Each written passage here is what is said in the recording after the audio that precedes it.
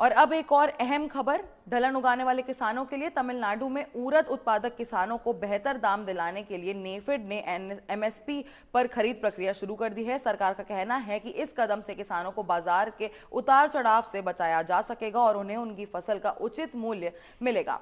कमूठी regulated agriculture market के माध्यम से 9 जुलाई तक उड़द की खरीद की जाएगी। नेफेड ने इस दौरान 875 मैट्रिक टन उड़द खरीदने का लक्ष्य रखा है। केंद्र सरकार के मिनिमम सपोर्ट प्राइस के तहत किसानों को 78 रुपए प्रति किलो के दर से भुगतान किया जाएगा।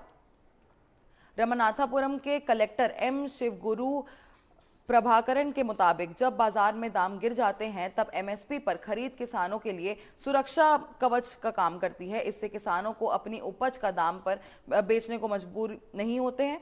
अब बात करते हैं क्वालिटी स्टैंडर्ड्स की। खरीद के लिए कुछ मापदंड तय किए गए हैं।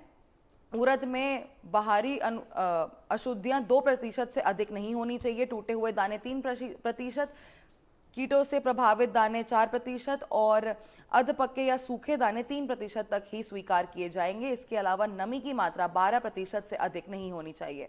किसानों को अपनी फसल बेचने के लिए पहले रजिस्ट्रेशन कराना होगा। रजिस्ट्रेशन के समय जमीन के कागज, डॉक्यूमेंट, आधार कार्ड और बैंक पासबुक की कॉपी भी जमा करनी होगी। कृषि अधिकारियों ने किसानों से अपील की है कि वे समय पर रजिस्ट्रेशन कराकर एमएसपी का पूरा लाभ उठाएं। सबसे बड़ी राहत की बात यह है कि तमिलनाडु सरकार ने फसल खरीदने के सिर्फ 3 दिन के अंदर किसानों के बैंक अकाउंट में पेमेंट ट्रांसफर करने की व्यवस्था की है। इससे किसानों को तुरंत पैसा मिलेगा और उनकी कैश फ्लो की समस्या कम होगी। तमिलनाडु में विल्लुपुरम और वेल्लोर जैसे जिलों में उड़द की बड़े पैमाने पर खेती होती है। ये फसल लगभग 65 से 75 दिन में तैयार हो जाती है और प्रति हेक्टर 500 से 900 किलोग्राम तक उपज देती है। वीबीएन 8 जैसे अधिक उपज देने वाले और रोग